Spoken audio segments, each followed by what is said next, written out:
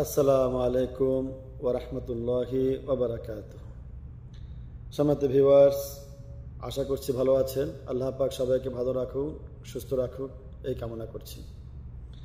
সম্মানিত ভিউয়ার্স, আজকে কথা বলবো মির্জা ফখরুল সাহেব সম্পর্কে একটি মন্তব্য করতে চাই। বিষয়টা হচ্ছে, আমরা যখন একটি গণ অভ্যুত্থান থেকে আলহামদুলিল্লাহ সত্যিকার অর্থের একটি মহাবিজয়, মহান স্বাধীনতা পেয়েছি, আমাদের এই ছাত্র জনতা তাদের রক্তের বিনিময়ে, তাদের অত্যন্ত মেধা এবং যোগ্যতা এবং পরিশ্রমের বিনিময়ে আল্লাহ পাক তাদেরকে এই বিজয় উপহার দিয়েছেন আলহামদুলিল্লাহ। তো ডক্টর ইউনূস সাহেব বলেছেন যে ছাত্রদের রিকোয়েস্টে আমরা আজকে ক্ষমতায়, তারা আমাদেরকে নিয়োগ দিয়েছে, তারা হচ্ছে আমাদের নিয়োগকর্তা, তারা আমাদেরকে নিয়োগ দিয়েছেন। সুতরাং আমাদের একটু সময় দেন, আমরা এই কাজের জন্য নই। দেশ পরিচালনা করা আমাদের মূলত দায়িত্ব না, রাজনীতি আমাদের দায়িত্ব না, কিন্তু আমরা দেশটা একটু সংস্কার করে, আমরা অবস্থা বুঝে, পরিবেশ বুঝে আমরা একটা নির্বাচনের আহ্বান করব। তো সেখানে কিছু কিছু লোকদের একটু জ্বালা পড়া শুরু হয়ে গেছে। কিছু কিছু দলের নির্বাচনে ধোয়া তোলা শুরু হয়ে গেছে। এখনো এক মাসও হয়নি, নির্বাচনের জন্য ওনারা পেরেশান হয়ে যাচ্ছে। 16 বছরে ওনারা পেরেশান হয়নি। আজকে ওনাদেরকে বলবো যে এই স্বাধীনতা আপনারা আনেন নাই, এই বিজয় আপনারা আনেন নাই। ঠিক আছে, আমি এটা বলবো, বিএনপি সবসময় স্বাধীনতার পক্ষের শক্তি, এবং স্বাধীনতার 1971 সালেও বিএনপি ময়দানে আওয়ামী লীগের মতো না, আওয়ামী লীগ যেরকম জেলের ভিতরে থেকে স্বাধীনতার পক্ষে শক্তি হিসেবে দাবি করে, কিন্তু বিএনপি এবং শহীদ প্রেসিডেন্ট রাষ্ট্রপতি জিয়াউর রহমান ওনারা ময়দানে যুদ্ধ করে, অরিজিনালি যুদ্ধ করে দেশ স্বাধীন করে ওনারা বীর হিসেবে খেতাব পেয়েছেন। সেটা অবশ্যই স্বীকার করবো আমরা। এবং এই বিজয়েও বিএনপি বলেন, সবাই বলেন, সমর্থন দিয়েছেন, যার যথাযথ সামর্থ্য অনুযায়ী সহযোগিতা করেছেন। তবে আমি এটাই বলবো বিএনপিকে এবং মহাসচিবকে, সম্মানিত মহাসচিব মহোদয়কে, যে যতটুকু ভূমিকা আরও বেশি রাখা দরকার ছিল ততটুকু ভূমিকা আপনারা রাখতে পারেন না, এটা বাস্তবতা। আপনারা স্বাধীনতার পক্ষে, আমি আবারও বলছি, রিপিট, এবং স্বাধীনতার বর্তমান স্বাধীনতার কথা বলছি, স্বাধীনতার পক্ষে আগের স্বাধীনতা আপনারা এনেছেন, কিন্তু বর্তমান স্বাধীনতায় আপনারা সমর্থন দিয়েছেন, সহযোগিতা করেছেন, কিন্তু যথাযথ সহযোগিতা হক আদায় করে যতটুকু আমরা আশা করেছিলাম একটা বড় দল হিসেবে, সেটা আমরা পাইনি। যা হোক, তো সর্বশেষ এখন কথা হচ্ছে যে আমরা ছাত্ররা যাদেরকে নিয়োগ দিয়েছেন, যারা কেয়ারটেকার বা অন্তর্বর্তীকালীন সরকার যেটা বলেন না কেন, যারা দেশ পরিচালনা করছে, এখন আমাদের কথা বলার শক্তি আমরা পেয়েছি, স্বাধীনতা পেয়েছি। এজন্য আমরা যা ইচ্ছে তাই বলবো সেটা না। আমরা বিগত 16 বছর নির্বাচন তো দূরের কথা, কেন্দ্রীয় অফিসটা খুলতে পারি নাই, জেলা অফিস খুলতে পারি নাই, থানা অফিস খুলতে পারি নাই। থানা, জেলা, কোনো নেতা মাঠে ময়দানে কাজ করতে পারে, সব গুম খুম হত্যা করে নেতাদেরকে শেষ করা হচ্ছিল। কি করতে পেরেছিলাম আমরা?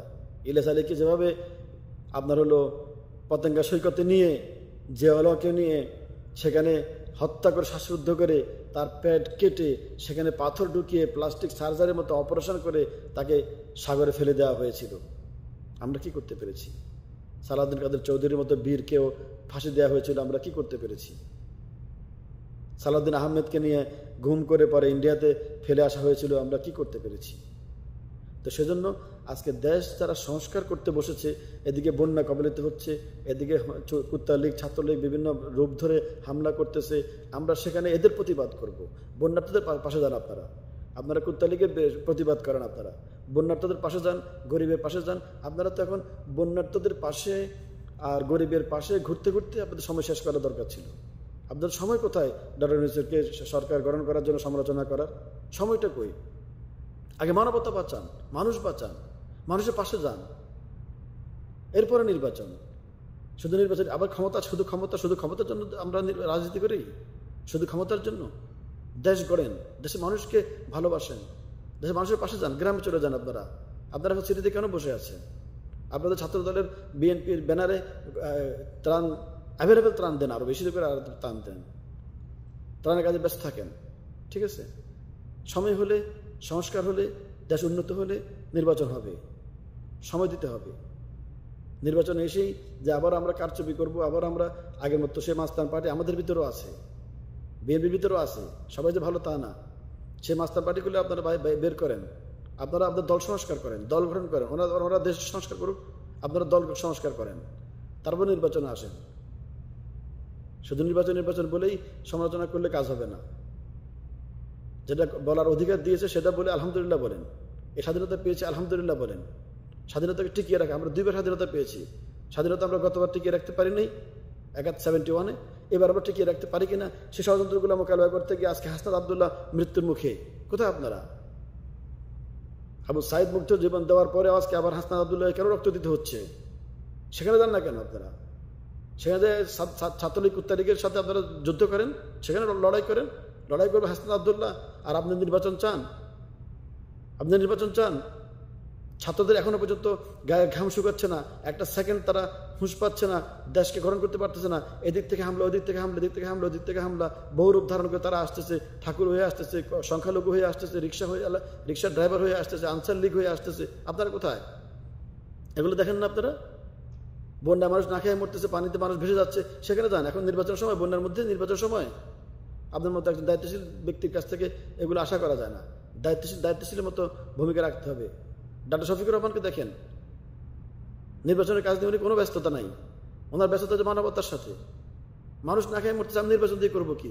আমার দেশ স্বাধীন হয়েছে, স্বাধীন দেশ চলতেছে আলহামদুলিল্লাহ। এখন আমার মানুষ বাঁচাইতে হবে আমাকে, আগে মানুষ বাঁচাতে হবে আমাকে। এখন ষড়যন্ত্র থেকে দেশকে বাঁচাতে হবে আগে, এরপরে নির্বাচন।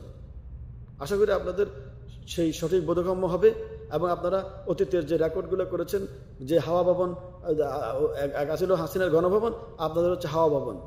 এই সমস্ত হাওয়া ভবন থেকে আপনারা যে অপকর্মগুলো করেছে সেগুলো থেকে আপনারা বেরিয়ে আসবেন এবং আপনাদের যে ভিতরে যেই গুন্ডা রয়েছে, যেই আপনার সন্ত্রাস রয়েছে, সেগুলো থেকে আপনারা দলকে সংস্কার করবেন, সংস্কার করে আপনারা নির্বাচনে আসবেন। না হলে জনগণ আপনাদের ভোট দেবে ঠিকই।